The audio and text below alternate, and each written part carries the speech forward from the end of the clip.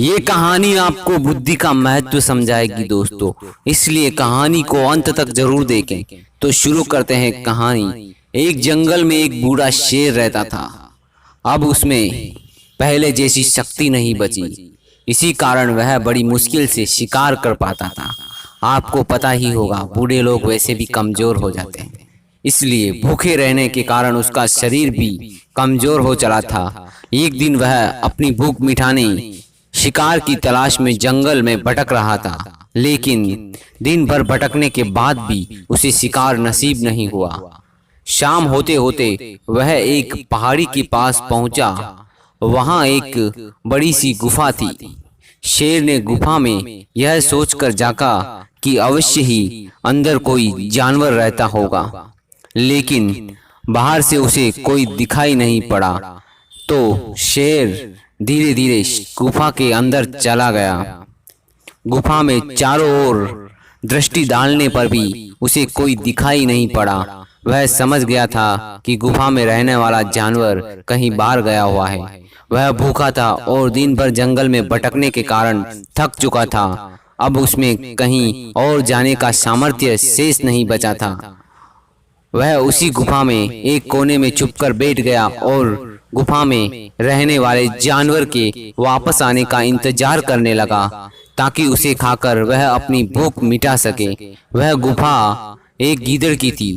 गीदड़ प्रतिदिन शिकार की तलाश में जंगल जाता और खा पीकर शाम को आराम करने गुफा में लौट आता था।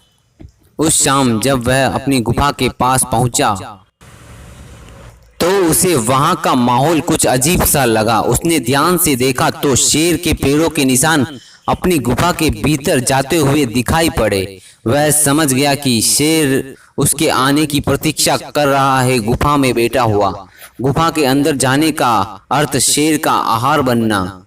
उसे एक चालाकी सूझी और वह गुफा के बाहर से ही चिल्लाया, गुफा ओ गुफा, आज तुम्हें क्या हो गया? तुम इतनी शांत क्यों हो?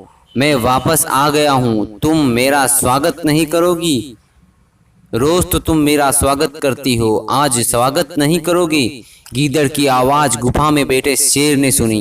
वह भूख से तड़प रहा था। उसने सोचा कि शायद गीदड़ के वापस आने पर गुफा उसका स्वागत करती है, लेकिन मेरे यहाँ होने के कारण आज कुछ कह नहीं रही। वह नहीं चाहता था कि हाथ आया शिकार उसके हाथ से निकल जाए, इसलिए वह गुफा के अंदर से ही दहाड़ा, स्वागत है मेरे दोस्त।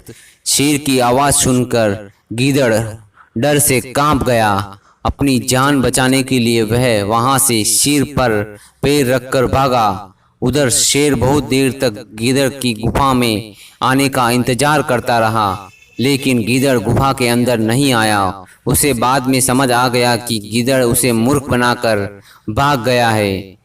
उसे अपनी मूर्खता पर बहुत पछतावा हुआ और खुद को कोसने लगा।